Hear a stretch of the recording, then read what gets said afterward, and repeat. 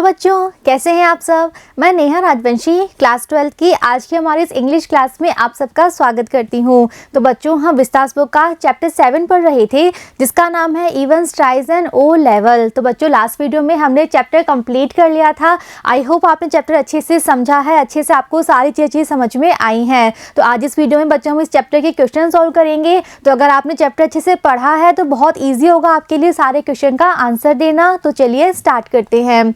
Question first, what kind of a person was events. तो बच्चों हमारे जो स्टोरी का एक कैरेक्टर है इवेंट्स। तो हमारा फर्स्ट क्वेश्चन है कि इवेंट्स जो था वो किस तरह का व्यक्ति था, उसकी पर्सनालिटी के बारे में आपको क्या पता है। Answer, James Roderick Evans was a jail bird. तो बच्चों उसका पूरा नाम है जेम्स रॉड्रिक इवेंट्स और वो एक जेल बर्ड है। वो जेल में रहने वाला मतलब कि वो एक प्रिजनर था, एक कैदी है।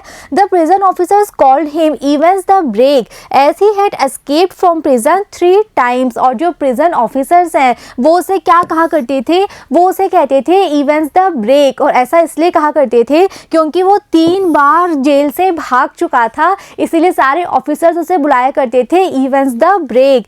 Eight present he was in a solitary cell in Oxford prison. और जब हमने स्टोरी पढ़ी है उस समय वो ऑक्सफोर्ड प्रिजन में था और वहाँ जहाँ वो रहता था जिस सेल में, वहाँ वो अकेला रहता था। तो सॉलिटरी सेल यानी वो अपनी सेल किसी के साथ शेयर नहीं करता था, पूरी सेल में उसे अकेले को वहां पर रखा गया था।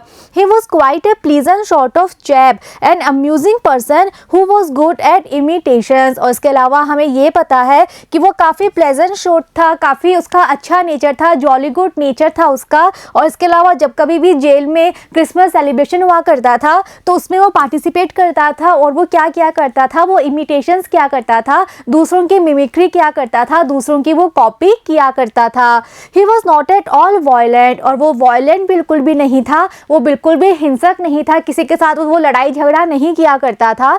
He was just a congenital kleptomaniac। और उसके साथ प्रॉब्लम सिर्फ इतनी सी ही थी कि कंजेनिटल यानी बर्थ से ही उसे एक हैबिट थी, किसकी, क्लेप्टोमैनी कहते हैं चोरी करने की। तो चोरी करने की आदत पड़ चुकी थी उसे, वो कंट्रोल नहीं कर पाता था अपनी इस हैबिट पे, उसको बाय बर्थ ये प्रॉब्लम थी, इसलिए वो जेल में बंद था। He has a good team of faithful friends who helped him in carrying out his plan of escape. और सबसे इम्पॉर्टेंट बात हमें पता है कि उसके बहुत अच्छे फ्रेंड्स थे, बहुत सारे फ्रेंड्स की एक टीम थी और सारे फ्रेंड्स बहुत फेथफुल थे और उन सब ने मिलके ही ये प्लान बनाया था। तो सारे फ्रेंड्स ने हेल्प किया था इस प्लान को कैरी आउट करने के लिए, इस प्लान को एग्जीक्यूट करने के लिए। उसके सारे फ्रेंड्स ने बहुत ज़्यादा प्लानिंग की थी, बहुत ज़्यादा हेल्प की थी उन्होंने इवेंट्स की। Next question, what were the precautions taken for the smooth conduct of the examination. तो नेक्स्ट क्वेश्चन है बच्चों, हमें बताना है कि जब जेल में ये एग्ज़ाम होने वाला था ओ लेवल का जर्मन लैंग्वेज का, तो इस एग्ज़ाम को कंडक्ट करवाने के लिए क्या क्या प्रिकॉशंस ली गई थी, क्या क्या सावधानी रखी गई थी कि एग्ज़ाम इस तरह से हो जाए कि स्मूथली सारा काम हो जाए, कहीं भी कोई प्रॉब्लम ना हो, कुछ भी गड़बड़ी ना हो। तो क्या क्या ध्यान रखा गया था, क्या क्या प्रिकॉशंस जो थी वो ली गई थी। Answer, the governor of the jail knew that the exam could be a well thought out plan to secure his escape। तो बच्चों जो गवर्नर थे जेल के वो बिल्कुल भी ट्रस्ट नहीं करते थे इवेंट्स पे, हर चीज़ को बिल्कुल डाउटफुली देखा करते थे और कहीं ना कहीं उनके मन में डाउट था कि ये जो एग्ज़ाम है ओ लेवल का जो एग्ज़ाम इवेंट्स देना चाहता है, कहीं ये अच्छी तरह से प्लानिंग किया हुआ कोई बहुत बड़ा प्लान तो नहीं है इवेंट्स का यहाँ से भागने का। So the governor has made a very sound plan for the smooth conduct of the examination. इसीलिए गवर्नर ने पर्सनली एक एक चीज़ को देखा, एक एक चीज़ को उन्होंने खुद सुपरवाइज किया और एक ऐसा प्लान बनाया ताकि जो एग्ज़ाम है वो बहुत स्मूथली हो जाए, कहीं भी कुछ भी थोड़ी सी भी गड़बड़ी ना हो पाए। On the previous evening of the exam Evans cell was thoroughly searched. और उसी के अकॉर्डिंग एग्ज़ाम की एक दिन पहले क्या किया गया, इवेंट्स की जो सेल थी जहाँ वो रहता था उसको पूरी तरह से सर्च किया गया, एक एक चीज़ जो थी वहाँ पे सर्च की गई, देखा गया कि सेल में क्या क्या है, बहुत अच्छे से सारी चीज़ों को चेक किया गया। All potential weapons such as knife, scissors, nail file and razor had been taken away। और सर्च करने के टाइम जो जो भी ऐसी चीज मिली जो कि थोड़ी सी शार्प थी, हार्ड थी, जिसको देख के ऐसा लगता था कि इवेंट्स इसका यूज कर सकता है एज ए वेपन, तो उन सभी चीजों को इवेंट्स की सेल से हटा लिया गया था। चाहे फिर वो एक नाइफ हो, सीजर हो, नेल फाइल हो, रेजर हो, तो जितने भी शार्प ऑब्जेक्ट थे वो सब वहां से हटा लिए गए थे। Even the contents of the suitcase of the invigilator were thoroughly searched. और यहाँ तक कि जो एग्जाम के इन्विजिलेटर थे, जो मैक्लेरी आया था, वो जो अपने साथ सूटकेस लाया था, उस सूटकेस को भी बहुत अच्छे से चेक किया गया था। एक एक सामान सूटकेस खोल के देखा गया था कि सूटकेस के अंदर क्या क्या है।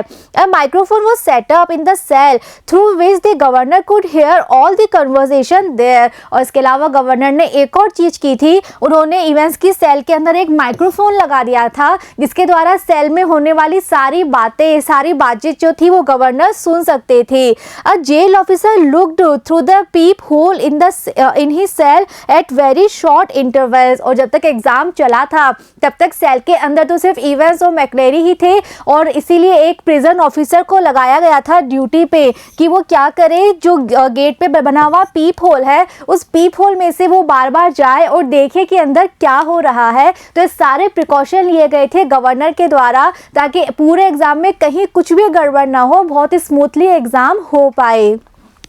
Next question, will the exam now go as scheduled. तो हमारा क्वेश्चन है नेक्स्ट कि एग्जाम का जो शेड्यूल था, जो इसका एग्जैक्ट टाइम था, क्या एग्जाम उसी के अकॉर्डिंग चलेगा, उसी के अकॉर्डिंग क्या एग्जाम स्टार्ट हो पाएगा। Answer, the examination is to start exactly at 9:15 AM। तो एग्जाम का जो एक्चुअल शेड्यूल था वो क्या था कि एग्जाम को 9:15 पे स्टार्ट होना था। A few minutes will be wasted in searching the invigilator. लेकिन 9:15 पे एग्जाम स्टार्ट नहीं हो पाया था क्योंकि कुछ मिनट्स वेस्ट हो गए थे किस काम के लिए, जब इन्विजिलेटर को चेक किया गया था। जो मैक्लेरी आए थे वहां पे, उनको जब चेक किया गया था, उनके सारे कपड़े चेक किए गए थे, जो सूटकेस वो लाए थे वो सूटकेस चेक किया गया था, तो उसमें कुछ मिनट्स वेस्ट हो गए थे। Evans will object to the presence of mister Stephens in the cell. और इसके अलावा जब वो सेल के अंदर, पहले स्टीफन्स भी अंदर ही थे जो प्रिजन ऑफिसर हैं, लेकिन इवेंट्स ने ऑब्जेक्शन शो किया था। उसने कहा था कि अगर ये स्टीफन्स अंदर रहेंगे तो मैं अपने एग्जाम पे फोकस कैसे कर पाऊंगा, तो इस बात में भी टाइम लग गया था। The invigilator will read out some instructions to Evans. और फिर उसके बाद इन्विजिलेटर को कुछ इंस्ट्रक्शंस बताने थे इवेंट्स को कि तुम्हें अपनी आंसर शीट पे ये लिखना है, ऐसे लिखना है। So the exam will start at 9:25 AM। तो इन सब चीज़ों में टाइम लग गया था, इसीलिए फाइनली एग्जाम स्टार्ट हो पाया था 9:25 AM पे। तो उसका एक्चुअल शेड्यूल तो क्या था, 9:15 था, लेकिन वो 10 मिनट्स डिले हो गया था। 9:25 पे फाइनली एग्जाम स्टार्ट हो पाया था।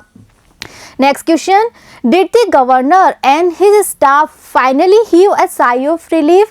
नेक्स्ट क्वेश्चन है बच्चों हमारा कि जो गवर्नर थे जेल के और जो उनका स्टाफ था, जो प्रिजन ऑफिसर थे, क्या उन सभी ने फाइनली एक राहत की सांस ली थी, यानी कि क्या वो फाइनली, जो इतनी ज़्यादा टेंशन में थी इस एग्ज़ाम को लेके कि एग्ज़ाम होने वाला है, कैसे होगा, इवेंट्स कुछ गड़बड़ी ना कर दे, वो इतने ज़्यादा अलर्ट थे, तो क्या फाइनली उन्होंने राहत की सांस ली थी।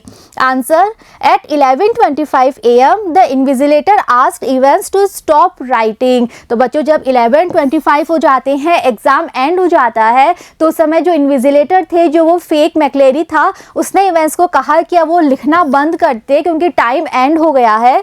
The examination was over. तो उस समय एग्जाम ओवर हो चुका था। Stephens was happy that the morning had gone pretty well. और समय स्टीफन्स काफ़ी खुश था, उसे लग रहा था कि आज की सुबह बहुत अच्छे से हुई है, सारा काम उसने अच्छे से किया है, अपनी ड्यूटी उसने बहुत अच्छे से परफॉर्म की है।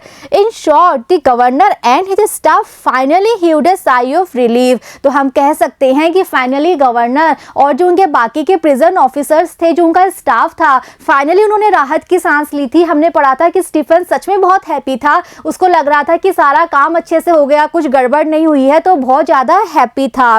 There relief was however short lived. लेकिन हमें पता है कि जो उनकी राहत थी, जो रिलीफ था उनका, ये कैसा था, शॉर्ट लिव्ड, यानी ये ज़्यादा देर तक नहीं रहा था। जो उन्होंने राहत की सांस ली थी वो ज़्यादा देर तक नहीं चली थी। They found that events had hoodwinked them, क्योंकि जल्दी ही उन्हें पता चल गया था कि इवेंट्स ने उन्हें हुडविंक्ड यानी धोखा दे दिया था। दे रश टू रिकैप्चर हिम, तो फिर वापस से वो उसी अलर्ट मोड में आ गए थे और इवेंट्स को रिकैप्चर करने के काम में सब वापस से लग गए थे। तो गवर्नर ने थोड़ी राहत की सांस ली तो थी, लेकिन बहुत कम समय के लिए, क्योंकि वापस उन्हें पता चल चुका था कि एक्चुअल में वैसा नहीं हुआ है जैसा उन्हें लग रहा है। एक्चुअल में इवेंट्स ने उनको धोखा दे दिया है। तो एक्चुअल में राहत की सांस जो थी वो ज़्यादा देर तक नहीं चली थी। Next question, will the injured McLeery be able to help the prison officers track Evans. Next question है बच्चों, हमें बताना है कि जो जेल में इंजर्ड मैक्लेरी था, क्या वो प्रिजन ऑफिसर्स की हेल्प करेगा इवेंट्स को ट्रैक करने में, इवेंट्स का पता लगाने में। यानी कि जो मैक्लेरी घायल जेल में था, और हमें पता है कि वो घायल मैक्लेरी एक्चुअल में कौन था, इवेंट्स था, तो क्या वो घायल मैक्लेरी इवेंट्स को ट्रैक करने में प्रिजन ऑफिसर्स की हेल्प करेगा। Answer, the person whom the prison officers take to be injured McLeary is Evans himself। तो बच्चों हमें पता है कि वो पर्सन जिसको सारे प्रिजन ऑफिसर्स मैक्लेरी समझ रहे थे, घायल मैक्लेरी वो समझ रहे थे, उनको लग रहा था कि इवेंट्स इसको घायल करके यहाँ से चला गया है, वो घायल मैक्लेरी एक्चुअल में कौन था, इवेंट्स खुद था। So there is no question of his helping the prison officers, इसीलिए इस बात का क्वेश्चन ही नहीं है कि वो प्रिजन ऑफिसर की हेल्प कैसे करेगा खुद को ट्रेस करने में। He will only confuse them by saying that he knows where events must have gone। और वो तो सिर्फ क्या करने वाला है, वो प्रिजन ऑफिसर को कंफ्यूज करेगा, उन्हें मिसगाइड करेगा कि हाँ मुझे पता है कि इवेंट्स कहाँ हैं, लेकिन एक्चुअल में वो हेल्प नहीं करेगा क्योंकि वो खुद ही इवेंट्स है और उसका काम अब नेक्स्ट यही था कि वो सबको मिसगाइड कर दे, सबको कंफ्यूज कर दे। Finally he will run away, और फिर उन सबको मिसगाइड करने के बाद जैसे ही उसे मौका मिलेगा, अपॉर्चुनिटी मिलेगी, वो वहां से भाग जाएगा। तो वो प्रिजन ऑफिसर्स की हेल्प नहीं करेगा बल्कि उन्हें मिसगाइड कर देगा, उन्हें उलझा के रख देगा और खुद बिल्कुल मौका मिलते ही भाग जाएगा।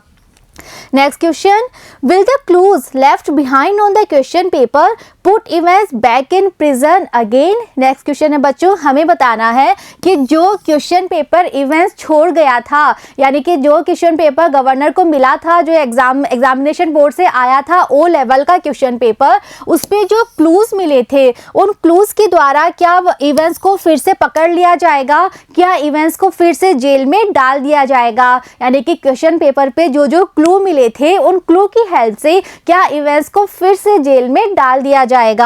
Answer, the text on the last page of German question paper contained the plan of escape। तो बच्चे वो जो जर्मन क्वेश्चन पेपर का लास्ट पेज था जिसपे एक फोटोकॉपी शीट चिपकाई गई थी, उसके अंदर पूरा प्लान था एस्केप का, वहां से भागने का। It had important clues of the route, और उसके अंदर क्या क्या मिला था गवर्नर को, उसको सारा रूट समझाया गया था, इवेंट्स के लिए इंस्ट्रक्शन आया था कि तुम्हें यहाँ से निकलने के बाद कहाँ जाना है, किस डायरेक्शन में जाना है। तो जो रूट था, जो रास्ता इवेंट्स को लेना था, वो सारा रूट उसमें एक्सप्लेन किया गया था।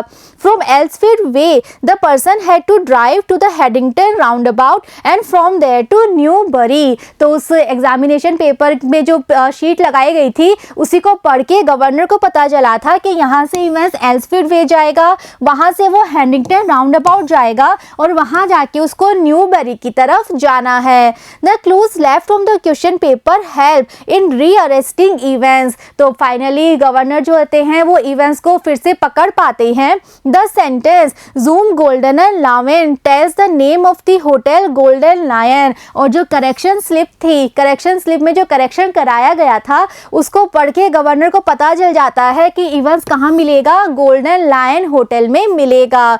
The number 313/271 helps locate the hotel, और जो आंसर शीट पे नंबर लिखवाए गए थे मैक्लेरी के द्वारा, उनको पढ़ के गवर्नर ने बिल्कुल लोकेट कर लिया था कि कौन से होटल में इवेंट्स मिलेगा। But Evans is too smart to be put back in prison again. तो इवेंट्स को पकड़ तो लिया था लेकिन इवेंट्स को फिर से जेल में नहीं ला पाए थे, क्योंकि इवेंट्स इतना स्मार्ट था कि वहां से पकड़े जाने के बाद वो वापस भाग गया था, गवर्नर उसको जेल तक वापस नहीं ला पाए थे। Next question, where did Evans go. Next question है बच्चों, हमें बताना है जेल से भागने के बाद इवेंस कहाँ जाएगा। Answer, Evans left the prison disguised as parson McLeery who had been injured by the examinee Evans. तो बच्चों जो इवेंस था वो जेल से किस रूप में निकला था, वो मैकलेरी का वेश बना के, डिस्गाइज यानी किसी दूसरे का वेश बनाना, तो इवेंस जो था वो घायल मैकलेरी का वेश बना के जेल से निकला था।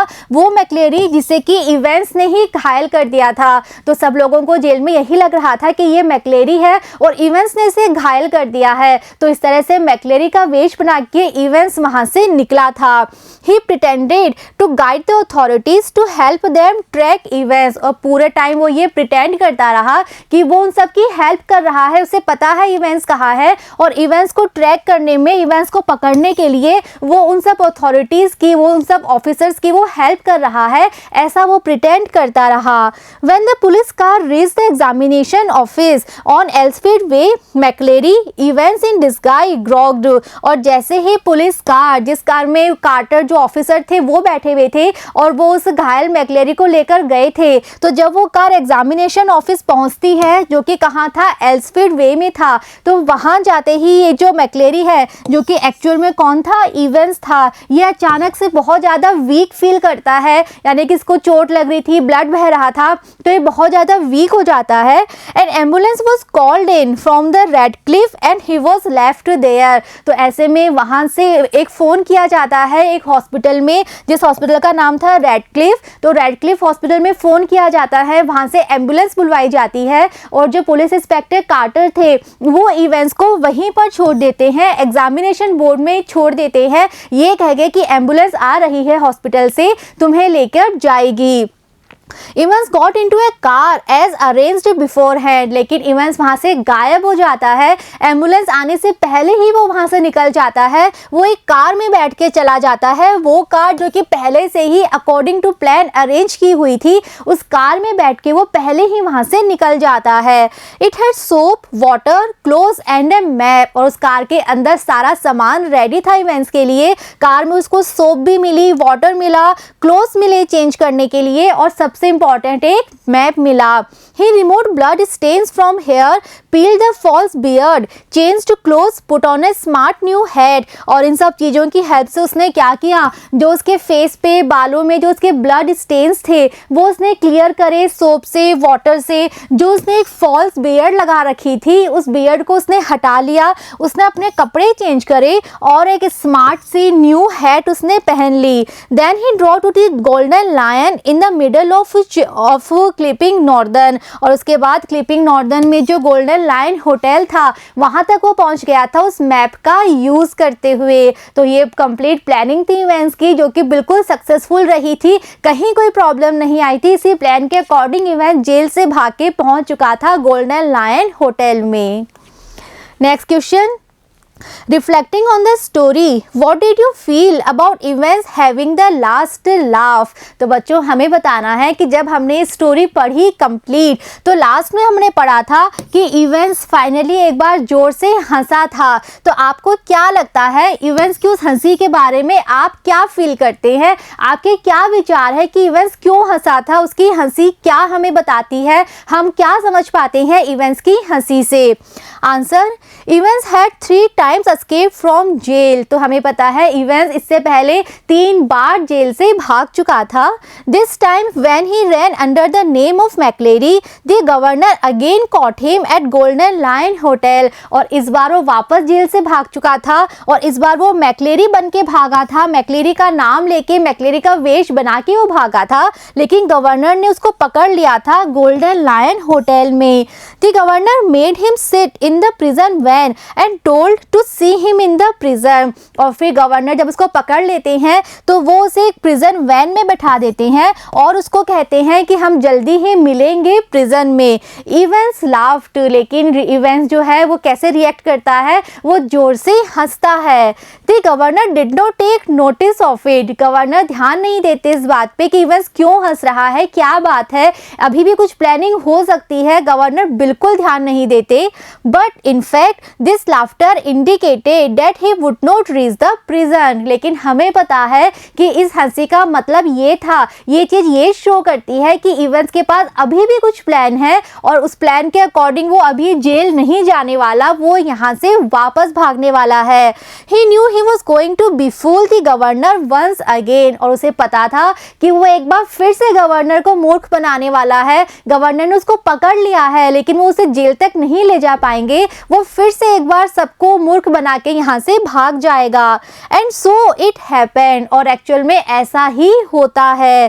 The driver of the prison van and the jail officer accompanying him were his own man. तो वो जो दो लोग थे, जो वैन का ड्राइवर था और जो प्रिजन ऑफिसर था जिसने उसको हथकड़ी पहनाई थी, वो एक्चुअल में गवर्नर के साथ आए हुए प्रिजन ऑफिसर नहीं थे, वो एक्चुअल में इवेंस के ही फ्रेंड थे, इवेंस के प्लान में शामिल थे। They moved him to freedom. और वो उसको उस वैन में लेकर चले गए थे, जेल जाने की बजाय वो लोग वहां से भाग चुके थे। तो इवेंस जो हंसा था लास्ट में इसीलिए हंसा था, उसको पता था कि वो फिर से गवर्नर को मूर्ख बनाने वाला है। गवर्नर कह रहे हैं कि see you in the prison Evans, लेकिन इवेंस को पता है कि वो जेल नहीं जा रहा, वो तो यहाँ से भाग रहा है।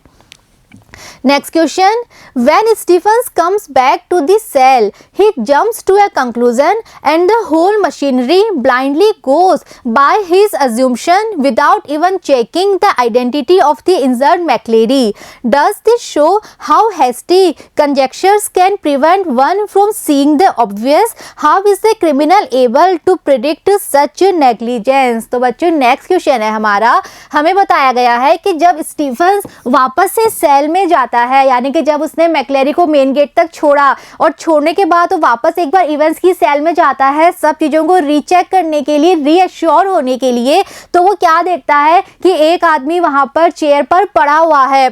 तो उसको देखते ही वो इस कंक्लूजन पे जंप कर जाता है कि ये जो आदमी है ये कौन है, मैक्लेरी है। और उस जो जितनी भी मशीनरी थी, मशीनरी यानी जितने भी बाकी ऑफिसर्स थे, गवर्नर थे, जितने भी बाकी सारे लोग थे, वो भी बिल्कुल ब्लाइंडली उसी बात पे विश्वास कर लेते हैं जो अज्यूप्शन स्टीफन्स का था, यानी कि जो स्टीफन्स ने जैसे अज्यूम किया था कि ये तो मैक्लेरी है, तो बाकी सभी लोग भी बिल्कुल ब्लाइंडली इस बात पे विश्वास कर लेते हैं। कोई भी चेक करने की कोशिश तक नहीं करता कि जो इंजर्ड मैक्लेरी है वो कौन है, उसकी आइडेंटिटी, उसकी पहचान को कोई भी चेक नहीं करता। स्टीफन्स ने जो अज्यूम किया, स्टीफन्स को जो लगा, उसकी बात को सब ब्लाइंडली मान लेते हैं। गवर्नर तक भी एक बार चेक तक नहीं करते कि ये मैक्लेरी ही है या कोई और है, तो कोई भी चेक नहीं करता, सब स्टीफन्स की बात को बिल्कुल ब्लाइंडली फॉलो करते हैं। तो हमें ये बताना है कि इस तरह के जो हेस्टी कंजेक्चर्स होते हैं, हेस्टी यानी जल्दबाजी में लिए गए जो हमारे विचार होते हैं, या जल्दबाजी में जब हम कोई बात अपने मन में एक बार बैठा लेते हैं, तो ये हमें जो ऑब्वियस, जो रियल बात है उसको देखने से हमें प्रिवेंट करती है, रोकती है, ये हमें बताना है। और सेकंड हमें बताना है कि जो क्रिमिनल्स होते हैं वो कैसे प्रिडिक्ट कर लेते हैं, उन्हें कैसे पता चल जाता है कि जो ऑफिसर्स हैं, जो अथॉरिटीज़ हैं, वो इसी तरह एक्ट करेंगी, यही नेग्लिजेंस वो शो करेंगी। यानी बच्चों हमारा क्वेश्चन है कि जब स्टीफन सेल में आया और उसने देखा कि एक आदमी चेयर पे पड़ा हुआ है, तो उसने बिल्कुल भी जानने की कोशिश नहीं की ये कौन है, अगर ये मैक्लेरी है तो इवेंस ने इसको कैसे घायल किया, जब कोई वेपन ही नहीं था। उसने बिल्कुल फटाफट से, एक तरह से कह सकते हैं हम, जंप करके वो पहुंच गया कि ये मैक्लेरी है और जिसको इवेंस घायल करके यहाँ से जा चुका है। और जब बाकी सारे लोग आए, दूसरे प्रिजन ऑफिसर आए, गवर्नर आए, सबने बिल्कुल ब्लाइंडली इस बात को मान लिया, किसी ने चेक करने की कोशिश तक नहीं करी कि ये इवेंट्स या मैक्लेरी है, सबने उसी बात को मान लिया। तो हमें ये बताना है कि क्या सच में जब हम इस तरह से किसी कंक्लूजन पे इतनी हेस्टली, बिना सोचे समझे हम कोई कंक्लूजन पे, डिसीजन पे आ जाते हैं, तो क्या वो सच में हमें सच्चाई देखने से रोकती है। और साथ में हमें ये बताना है कि जो क्रिमिनल्स होते हैं वो कैसे प्रिडिक्ट कर लेते हैं कि जो अथॉरिटीज़ हैं वो यही नेग्लिजेंस शो करेंगी, वो सच्चाई जानने की कोशिश ही नहीं करेंगी। यानी कि इवेंट्स ने इतना अच्छा प्लान बनाया कि मैं मैक्लेरी का वेश बना के यहाँ रुकूंगा और सबको लगेगा कि मैं मैक्लेरी हूँ, लेकिन ये इवेंट्स ने कैसे प्रिडिक्ट कर लिया, उसे कैसे पता था कि सिर्फ कपड़े पहनने से ही वो मैक्लेरी की तरह सब समझा जाएगा, लोग जानने की कोशिश तक नहीं करेंगे कि वो इवेंट्स या मैक्लेरी है। उसने ये चीज कैसे प्रिडिक्ट कर ली थी। देखते हैं answer. On his return to the cell of Evans, Stephen saw a man sprawling back in Evans' chair. तो बच्चों जब स्टीफन वापस से आता है इवेंस की सेल में चेक करने के लिए तो वो क्या पाता है कि इवेंस की सेल में एक आदमी जो है वो चेयर पे स्प्रॉलिंग यानी गिरा हुआ है. For a semi second Stephen thought it must be Evans. तो एक सेकेंड के लिए तो स्टीफन के मन में आया था कि शायद वो इवेंस है. But the small black beard, white clerical collar and black clerical front and red blood dripping from the fronts of his head made Stephen jump to a conclusion. Evans impersonating McClary had walked out. लेकिन अगले ही पल उसने क्या देखा कि उस आदमी की तो ब्लैक कलर की बियर्ड है, उसने वाइट क्लerical कॉलर वाली शर्ट पहनी हुई है, उसने ब्लैक क्लerical फ्रंट पहना हुआ है और उसके सिर से ब्लड जो है वो ड्रिप हो रहा है, टपक रहा है. ये सब देखते ही स्टीफन इस कंक्लूजन पे जंप कर जाता है कि जो इवेंस है वो यहाँ से जा चुका है. मैक्लेरी को इम्पर्सोनेटिंग करते हुए, मैक्लेरी का वेश बना के इवेंस यहाँ से जा चुका है. इस कंक्लूजन पे वो जंप कर जाता है. यानी कि उसने इवेंस ने मैक्लेरी के कपड़े पहन लिए थे, मैक्लेरी की तरह नकली दाढ़ी लगा ली थी. तो उन सबको देख के इवेंस फटाफट ये कंक्लूजन पे पहुंच जाता है कि इवेंस यहाँ से जा चुका है और ये जो वहाँ पे चेयर पे पड़ा हुआ है ये मैक्लेरी है जिसे इवेंस ने घायल कर दिया है. Almost immediately the whole machinery jumped into action. और जैसे ही स्टीफन चिल्ला के सबको बुलाता है तो जैसे ही बाकी सब लोग आते हैं तो आते ही तुरंत वो भी इसी कंक्लूजन पे पहुंच जाते हैं कि हाँ ये मैक्लेरी है और इवेंस वहां से भाग चुका है. तो वो सब बिल्कुल एक्शन मोड पे आ जाते हैं. No one bother to check the identity of the injured McLeery. उनमें से कोई भी कोशिश तक नहीं करता कि एक बार देखें तो सही, चेक तो करेंगे इसकी एक्चुअल आइडेंटिटी क्या है, ये मैक्लेरी ही है ना, ये चेक करने की कोई कोशिश तक नहीं करता. The assumption of Stephens prevail. और जो assumption स्टीफन्स का था वही सब लोगों के माइंड में रहता है. सभी लोग भी उसी assumption पे ही विश्वास कर लेते हैं. It was reinforced by the broader Scott's accent and slimmer body of the person he had seen off and the blood coming out of the wound and dress of the person in the cell. और जो assumption Stephen's का था वो assumption और भी अच्छा ज़्यादा firm हो जाता है. किस वजह से? जब स्टीफन्स को याद आता है कि जिस व्यक्ति को वो गेट तक छोड़ के आया है उसका एसेंट जो था वो सुबह वाले एसेंट से चेंज लग रहा था और ज़्यादा ब्रॉड स्कॉटिश एसेंट उस व्यक्ति का लग रहा था. और उसे ये भी याद आता है कि अब वो सुबह से ज़्यादा स्लिम लग रहा था. तो उसको लगता है कि हाँ ये तो चेंज हो चुके हैं, सुबह जो आया था व्यक्ति वो वापस नहीं गया है क्योंकि उसके बोलने के एसेंट में चेंज था और ऐसा लग रहा था कि वो पहले से थोड़ा सा स्लिम हो चुका है.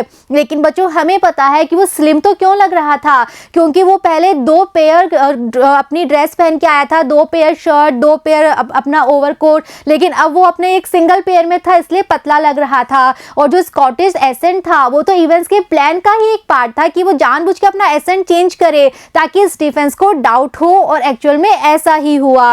और इसके अलावा जब स्टीफन्स देखता है कि जो व्यक्ति सेल में है उसके ब्लड आ रहा है, उसको इतना चोट लगी है, इतना बड़ा घाव हुआ है और उस व्यक्ति ने बिल्कुल वैसे ही कपड़े पहने हैं जैसे कि पार्सन पहनते हैं, तो ये देख के उसका जो डाउट था वो और ज़्यादा फर्म हो जाता है.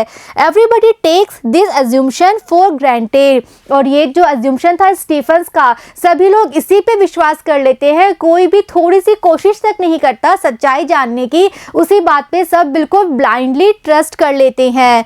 Nobody cares to check who the injured person is. तो कोई भी बिल्कुल भी केयर नहीं करता कि हम देखें तो सही कि वो घायल व्यक्ति कौन है. So it's true that hasty conjunctions can prevent one from seeing the obvious. तो इसलिए ये बात बिल्कुल सच है कि अगर हम जल्दबाजी में कोई डिसीजन लेते हैं, जल्दबाजी में बिना हम किसी चीज़ के बारे में जाने डिटेल में अगर हम अपने मन में कोई बात बना लेते हैं तो सच में वो हमें जो सच्चाई होती है वो देखने से हमें प्रिवेंट करता है, रोकता है. The criminal is clever and crafty. और सेकंड हमें बताना था कि क्रिमिनल कैसे ये बात प्रिडिक्ट कर लेते हैं। तो जो क्रिमिनल्स होते हैं उनका माइंड बहुत क्लेवर होता है, बहुत क्राफ्टी होते हैं, वो कनिंग होते हैं। He knows the weaknesses of the jail officers, और वो अच्छे से जानते हैं कि जो ऑफिसर्स हैं उनमें क्या क्या वीकनेस है।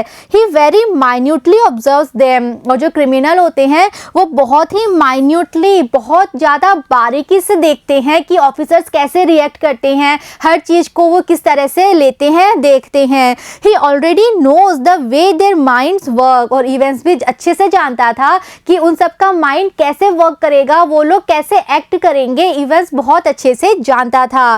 That's why the criminal is able to predict such negligence, इसीलिए क्रिमिनल्स जो होते हैं वो प्रिडिक्ट कर पाते हैं कि ऑफिसर्स कैसे रिएक्ट करेंगे, कोई किसी भी चीज़ को देख के वो किस तरह से रेस्पॉन्स करेंगे, ये क्रिमिनल्स बहुत अच्छे से प्रिडिक्ट कर पाते हैं। और इसीलिए इवेंट्स को पता था कि इस तरह की नेग्लिजेंस जो है वो शो होगी, लोग देखेंगे ही नहीं और अपने आप यही मानेंगे कि मैं जो हूँ वो इवेंट्स नहीं हूँ बल्कि मैक्लेरी हूँ।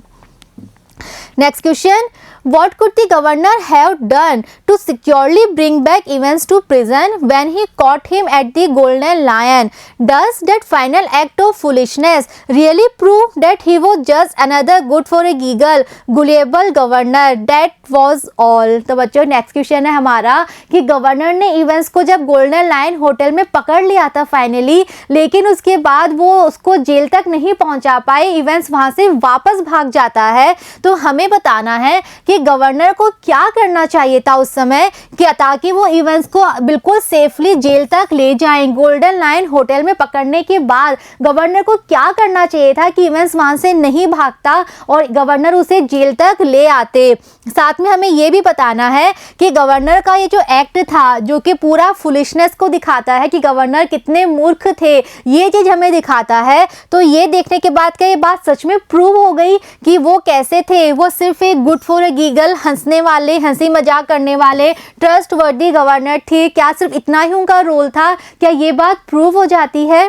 Answer, the governor really showed great wisdom in tracking Evans. तो पहले तो हम गवर्नर की ये बात सच में मानते हैं कि इवेंट्स को जब उन्होंने गोल्डन लायन होटल में पकड़ा तो ये सच में बहुत बड़ी विजडम का काम था। उन्होंने एक एक क्लू को बहुत अच्छे से देखा, तभी वो इवेंट्स के प्लान को डिकोड कर पाए, इवेंट्स को ट्रैक कर पाए। तो ये शो करता है कि वो सच में कितने इंटेलिजेंट थे, उनकी बुद्धिमत्ता को शो करता है। But after arresting him at the Golden Lion he became careless. लेकिन जब वो इवेंट्स को पकड़ लेते हैं गोल्डन लाइन में, उनको लगता है कि अब खेल खत्म हो गया, अब सब कुछ उनके कंट्रोल में है, अब इवेंट्स कुछ नहीं कर सकता, तो वो बिल्कुल केयरलेस हो जाते हैं। He made him sit in a prison van along with a jail officers। और इसी केयरलेसनेस की वजह से, लापरवाही की वजह से वो ये डिसीजन ले लेते हैं, वो इवेंट्स को प्रिजन वैन में बैठा देते हैं, उसमें उस वैन में जिसमें कि सिर्फ एक जेल ऑफिसर होता है। In fact he himself should have taken Evans to the prison. बल्कि ये करने के बजाय उन्हें क्या करना चाहिए था, उन्हें खुद उस वैन में जाना चाहिए था, उन्हें खुद इवेंट्स को लेकर जाना चाहिए था प्रिजन तक। He should not have let him be out of his side till they reach the prison। और जब वो जानते थे कि इवेंट्स ने कितना क्लेवर है, कितना अच्छा उसने प्लान बनाया है, तो अभी भी उन्हें बिल्कुल अच्छे से सारा काम करना चाहिए था और उन्हें इवेंट्स को अपनी नज़रों से दूर करना ही नहीं चाहिए था जब तक कि वो वापस जेल ना पहुंच जाए। Events escaped as that jail officer and the driver of the prison van were his own man। और इवेंट्स वहां से वापस भाग गया था क्योंकि जो प्रिजन ऑफिसर था और जो ड्राइवर था वैन का, वो इवेंट्स के ही फ्रेंड्स थे। The identification of the driver and the when was not confirm. और किसी ने देखा तक नहीं था कि ड्राइवर कौन है, ऑफिसर कौन है, उनकी जो आइडेंटिटी थी वो किसी ने कंफर्म ही नहीं की थी। It was perhaps his over excitement. और शायद ये इस वजह से था कि गवर्नर बहुत ज़्यादा एक्साइटेड थे इस चीज़ को लेके कि उन्होंने इवेंट्स को पकड़ लिया, और उस एक्साइटमेंट की वजह से उन्होंने ऐसा काम कर दिया था जो कि एक्चुअल में उनकी मूर्खता को दिखाता है। and childish enthusiasm in locating the hideout of Evans and catching him at the Golden Lion। तो जब उन्होंने इवेंस को गोल्डन लायन में पकड़ लिया था तो इस वजह से उनके अंदर बहुत ज़्यादा एंथुजियाज्म था, और जैसा कि बिल्कुल बच्चों में होता है, यानी कि बच्चे जैसे किसी भी काम को करके बहुत हैप्पी हो जाते हैं, बहुत ज़्यादा एंथुजियाज्म उसमें आ जाता है, इसी तरह से गवर्नर हो गए थे। And he threw all cautions to wind and acted foolishly by reposing confidence in wrong person. और इसीलिए अभी तक जो इतने ज़्यादा प्रिकॉशन ले रहे थे, हर चीज़ को इतना डाउटफुली केयरफुली देख रहे थे, वो अपने सारे प्रिकॉशंस बिल्कुल छोड़ देते हैं और बिल्कुल फुलिशली वो एक्ट करते हैं जब वो गलत लोगों में फिर से अपना कॉन्फिडेंस शो करते हैं, अपना विश्वास वो शो करते हैं। On seeing Evans moving to freedom once again we can't help laughing at the governor. और जब हम फाइनली देखते हैं कि इवेंट्स वापस भाग चुका है, एक बार रिकैप्चर होने के बाद वो होटल से वापस भाग चुका है, तो हम भी गवर्नर पे हंसे बिना नहीं रह सकते। The governor could not stand before Evans cleverness and he proved good for a giggle gullible governor. और फिर फाइनली हम कह सकते हैं कि जो इवेंट्स था वो सच में बहुत क्लेवर था, और जो गवर्नर थे वो इवेंट्स की चालाकी को समझ ही नहीं पाए। इवेंट्स की चालाकी के सामने गवर्नर कहीं स्टैंड ही नहीं हो पा रहे थे, और हम ये बात कह सकते हैं कि सच में गवर्नर जो थे वो लास्ट में क्या प्रूव हो जाते हैं, good for a giggle gullible governor, वो एक्चुअल में लास्ट में प्रूव हो जाते हैं। Next question, while we condemn the crime, we are sympathetic to the criminal. Is this the reason why prison staff often develop a soft corner for those in custody? तो next question है बच्चों, पहले हमें एक statement दिया गया है, हमें कहा गया है कि जो crime होता है, जो अपराध होता है, उसे तो हम condemn करते हैं, यानी उसकी तो हम आलोचना करते हैं, लेकिन जो criminal है, जो अपराधी है, उसके लिए हमारे मन में कहीं ना कहीं sympathy होती है, यानी कि हम हमेशा अपराध की आलोचना करते हैं, अपराधी की नहीं करते। अपराधी के लिए हमारे मन में कहीं ना कहीं सिंपैथी होती है। तो हमारा क्वेश्चन अब ये है, हमें ये बताना है कि क्या यही रीज़न है, यही कारण है कि जो प्रिजन स्टाफ था वो सभी क्या करते हैं, जो कस्टडी में होते हैं क्रिमिनल्स, उनके लिए उनके मन में एक सॉफ्ट कॉर्नर पैदा हो जाता है, उनके मन में कहीं ना कहीं सिंपैथी होती है क्रिमिनल्स के लिए, उन लोगों के लिए जो कि उनके जेल में बंद हैं, अपराधी हैं, उनके लिए। Answer, It is true that we condemn the crime, but we are sympathetic to the criminal। तो हाँ, ये बात बिल्कुल सच है कि हम अपराध की आलोचना करते हैं, अपराधी की नहीं करते, और जो क्रिमिनल होता है उसके लिए हमारे मन में सिंपैथी होती है। The prison staff too are human beings after all। और जो प्रिजन स्टाफ होते हैं, प्रिजन ऑफिसर्स होते हैं, वो भी ह्यूमन बींग्स ही होते हैं, उनके अंदर भी सारे इमोशंस होते हैं, सारी फीलिंग्स होती हैं। On meeting the people in custody every day, they develop a soft corner for them। इसीलिए जो उनकी कस्टडी में क्रिमिनल्स होते हैं, प्रिजनर होते हैं, जिनसे कि वो डेली मिलते हैं, तो डेली मिलते मिलते उनके मन में भी उन लोगों के प्रति एक सॉफ्ट कॉर्नर हो जाता है, एक सिंपैथी उनके मन में भी उन क्रिमिनल्स के प्रति जाग जाती है। Seeing them living in misery and knowing about their tales of sorrow, the prison staff gets sympathetic to them। तो जो प्रिजन स्टाफ होता है, जब वो देखता है कि ये जो अपराधी हैं, जो कैदी हैं जेल के, ये कितने मिजरी में, कितने दुख में इनका जीवन बीत रहा है, और जब वो जानते हैं कि इन लोगों की जो कहानियां हैं वो कितनी दुख से भरी हुई है, तो उनके मन में सच में सिंपैथी जाग जाती है उन लोगों के लिए। They take pity on them. और फिर उन्हें उन क्रिमिनल्स के ऊपर दया आने लगती है। They know that most of the criminals commit the crime only under pressing situations. और वो अच्छे से जानते हैं कि जो लोग हैं, ये क्रिमिनल्स, ये क्राइम क्यों करते हैं, क्योंकि इनकी जो सिचुएशंस होती हैं वो कहीं ना कहीं इनको मजबूर करती है, फोर्स करती है क्राइम करने के लिए।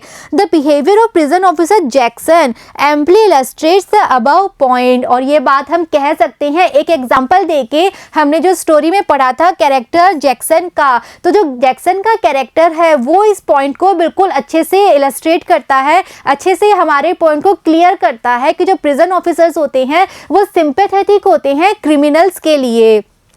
He is very strict in enforcing the rules and regulations of prison as well as the governor's orders। और हम कैसे कह सकते हैं जैक्सन के कैरेक्टर को पढ़ के, क्योंकि जो जैक्सन था वो वैसे बहुत ज़्यादा स्ट्रिक्ट था कि वो हर रूल्स और रेगुलेशन को अच्छे से एनफोर्स करेगा, जो भी गवर्नर के ऑर्डर्स जो मिले हैं उसे उनको वो अच्छे से फॉलो करेगा, एक एक रूल्स रेगुलेशन वो सबसे फॉलो करवाएगा, इस बारे में वो बहुत ज़्यादा स्ट्रिक्ट था।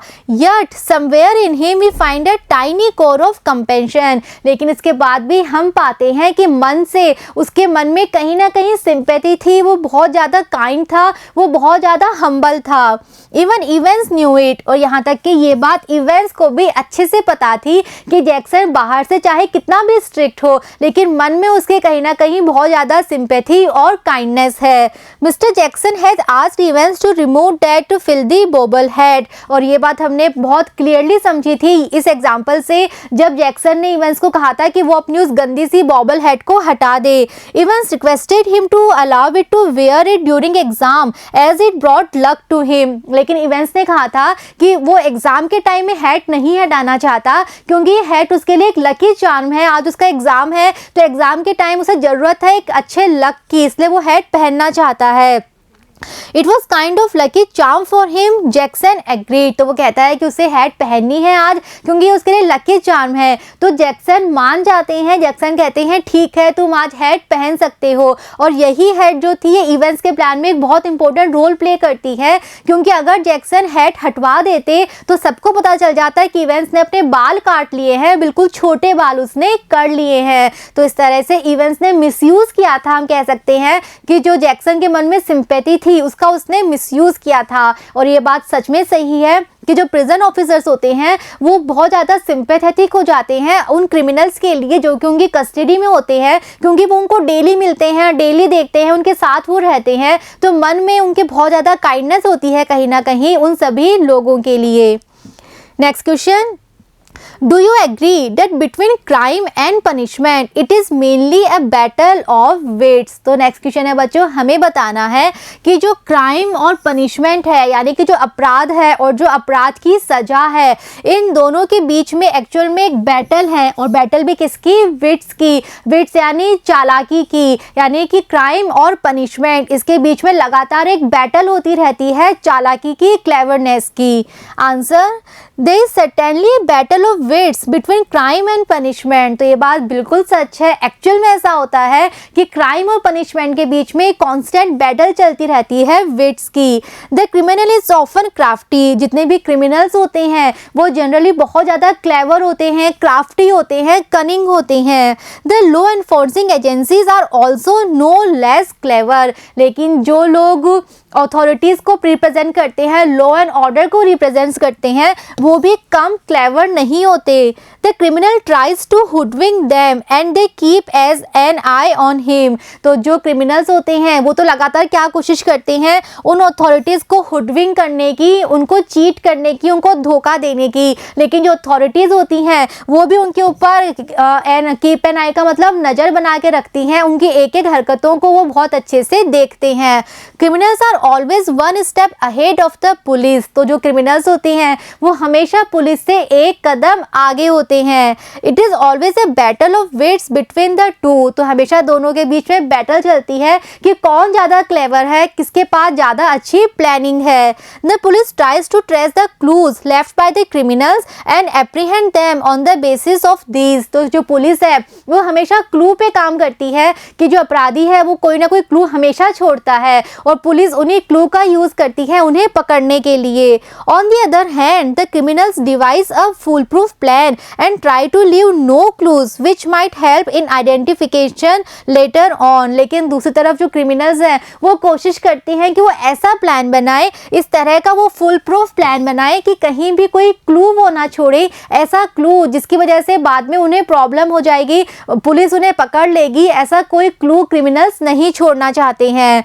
The jail officers take all possible precautions to prevent Evans from escaping. और इस चैप्टर को पढ़ के भी हम कह सकते हैं कि जो जेल ऑफिसर्स थे उन्होंने बहुत सारे प्रिकॉशंस लिए थे, हर चीज़ को लेके वो एक्स्ट्रा केयरफुल थे, एक्स्ट्रा डाउटफुली उन्होंने एक एक चीज़ को देखा था ताकि इवेंट्स कोई भी प्लान नहीं बना पाए जेल से भागने का। But he pretends to take an exam in the jail itself. लेकिन फाइनली होता क्या है, इवेंस का प्लान था कि वो जेल में ही एग्जाम देगा। Then he pretends to be the injured invigilator and the jail staff themselves take him out of the prison. और बाद में वो ये प्रिटेंड करता है, उसने मैक्लेरी के कपड़े पहन लिए और उसने ये प्रिटेंड किया कि वो मैक्लेरी है, और फिर जो पुलिस स्टाफ था वो खुद ही उसको जेल से बाहर लेके चले गए थे। The governor uses his wit and recaptures Evans. लेकिन फिर गवर्नर अपनी विट यूज करते हैं, गवर्नर भी बहुत क्लेवर थे और फाइनली उन क्लू के बेस पे वो इवेंट्स को रिकैप्चर कर लेते हैं, पकड़ लेते हैं।